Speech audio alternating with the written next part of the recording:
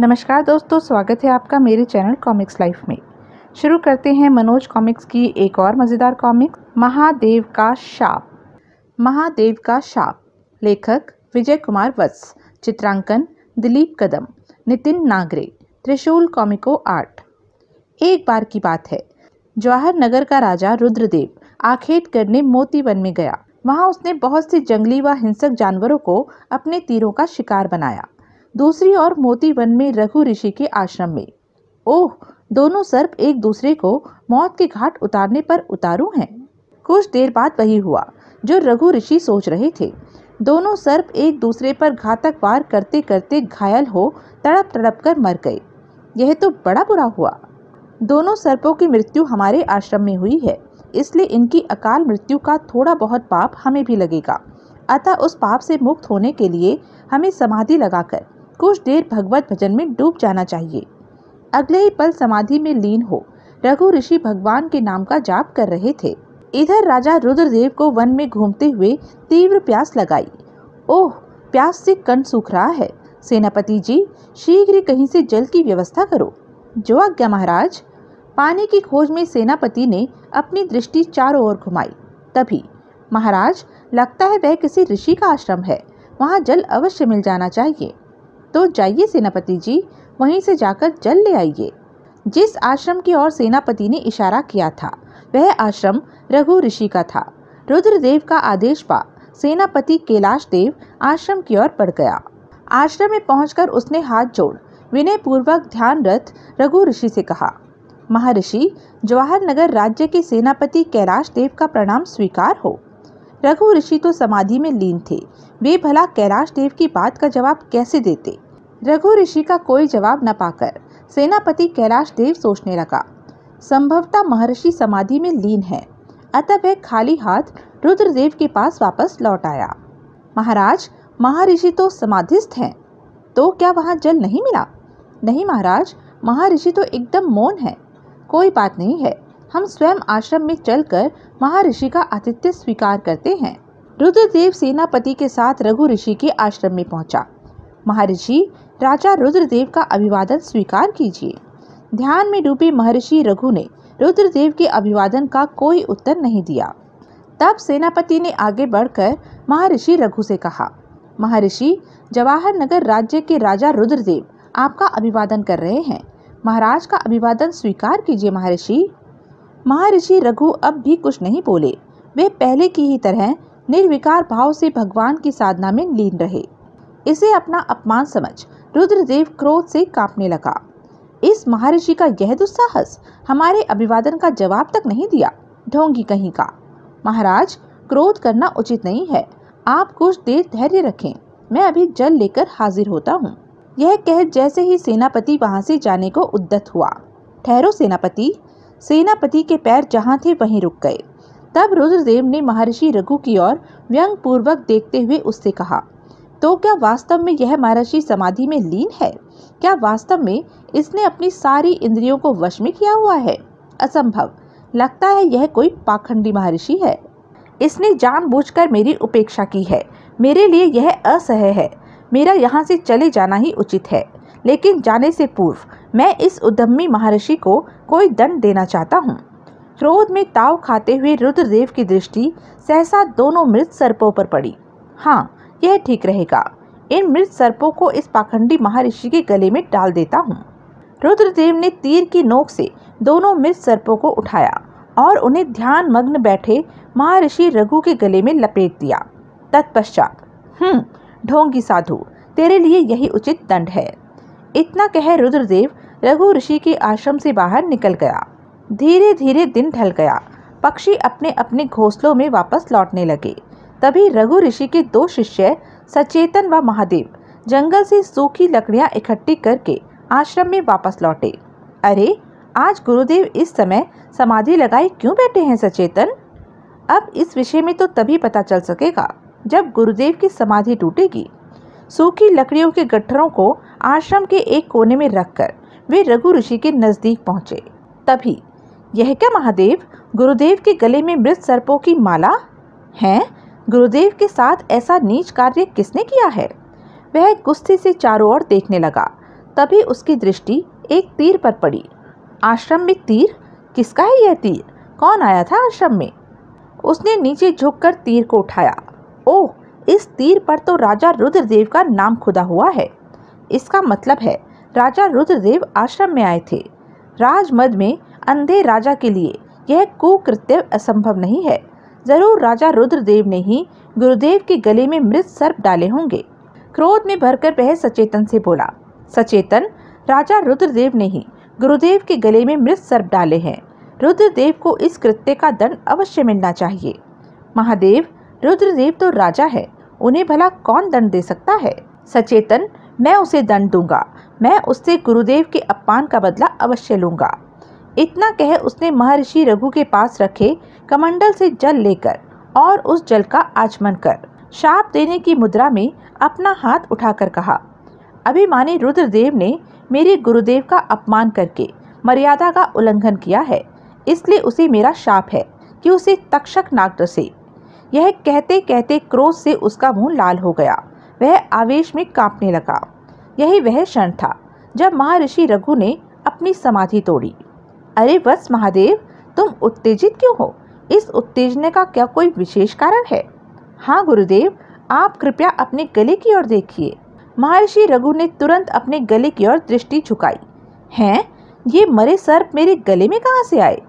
गुरुदेव, प्रतीत होता है आप जब समाधिस्थ थे, यहाँ राजा रुद्रदेव आए थे।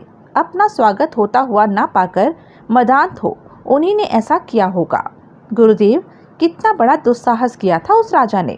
बंधु महादेव ने उसे उचित दंड दिया है। महर्षि रघु चौंके। दंड? कैसा दंड? कहीं तुम लोगों ने उनका अपमान तो नहीं किया? नहीं गुरुदेव, मैं और महादेव तो यहाँ उस समय थे ही नहीं। आने पर जब महादेव ने आपके गले में मृत सर्प पड़े हुए देखे तो इससे सहन नहीं हुआ। इसने राजा रुद्रदेव को शाप दिया है कि उसे तक्षक नाग डसेगा। क्या महादेव, यह तुमने क्या किया? इस छोटी सी भूल का राजा रुद्रदेव को इतना बड़ा दंड दिया? बुराई का बदला बुराई नहीं, भलाई होता है। महादेव, तुमसे घोर अनर्थ हुआ है। महर्षि रघु पश्चाताप से भर उठे। गुरुदेव, मुझे क्षमा कर दीजिए। क्रोध में आकर मैं भले बुरे का ज्ञान भूल गया था, जिसके वशीभूत होकर ही मैं राजा रुद्रदेव को शाप दे बैठा था। कहकर महादेव महर्षि रघु के चरणों में गिर गया। तब महर्षि रघु उसे उठाते हुए बोले, महादेव, क्रोध नाश की जड़ है। तुम जितना क्रोध करोगे, क्रोध तुम्हें उतनी ही हानि पहुंचाएगा। वो कैसे गुरुदेव? तुम दोनों की जिज्ञासा शांत करने के लिए मैं तुम्हें एक कहानी सुनाता हूँ। सुनाइए गुरुदेव। सुनो। भद्रक नाम के एक ऋषि थे। गंगा किनारे उनका आश्रम था। कौशल और जयेश नाम के उनके दो शिष्य भी उनके आश्रम में रहते थे। दोनों शिष्य काफी बलिष्ठ थे। एक बार भद्रक ऋषि अपने दोनों शिष्यों के साथ किसी यज्ञ में शामिल होने के लिए एक वन में से होकर गुजर रहे थे। चलते चलते तीनों रास्ता भूल गए। शाम घिर आई, फिर रात का अंधकार भी फैल गया। उस समय तक न आगे जाना संभव रहा और न पीछे लौटना। तब तीनों ने एक सघन वृक्ष के नीचे रात्रि व्यतीत करने का निश्चय किया। कुछ देर इधर उधर घूमकर कुशल और जयेश कुछ फल तोड़ लाए। उन्हें ही खाकर रात बिताने की सोची। 3 पहर रात्रि सोकर ही व्यतीत करनी थी, लेकिन घोर वन में निश्चित होकर सोना भी बुद्धिमानी नहीं थी। अतः भद्रक ऋषि ने कौशल व जयेश से कहा, तुम दोनों बारी बारी से एक एक पहर जागो, तीसरे पहर में उठ जाऊंगा। जो आज्ञा गुरुदेव। पहले पहर में कौशल व भद्रक ऋषि सो गए। जयेश जागकर पहरा देने लगा। जयेश को पहरा देते हुए अभी कुछ समय ही बीता था कि वहां एक विकराल दैत्य प्रकट हुआ। उसे देखकर पहले तो जयेश घबराया, फिर जल्दी ही संभल कर बोला, कौन हो तुम? मैं महाकाल दैत्य हूँ। इस वन पर मेरा राज है। मुझे इस समय बहुत भूख लगी हुई है। ये जो दोनों पेड़ के नीचे सोए हुए हैं, इन्हें खा रहने दो, तब मैं तुम्हें छोड़ दूंगा। क्या बक रहे हो तुम? अपने गुरु और गुरु भाई को तुम्हारा ग्रास बनने दूं? नहीं, कभी नहीं। ओह, तो तू मेरा मुकाबला करेगा? हाँ, मैं तुझे पछाड़ कर छोड़ूंगा। ठहर, तुझे अभी मजा चखाता हूँ। कहकर महाकाल दौड़कर जयेश से भिड़ गया। तब जयेश भी पूरा जोर लगाकर महाकाल से लड़ने लगा। उसे अपने बलिष्ठ शरीर पर बहुत गर्व था। प्रारंभ में तो जयेश ने महाकाल को दबा दिया, पर धीरे धीरे महाकाल का बल बढ़ता गया। अद्भुत बात यह थी कि जयेश को जितना क्रोध आता, महाकाल का आकार और बल उतना ही बढ़ता जाता। महाकाल ने जयेश को कई बार पटका, जिससे जयेश घायल हो गया। तब महाकाल दैत्य ने जयेश से पुनः कहा, मुझे अपने गुरु या गुरु भाई में से एक को खा लेने दो।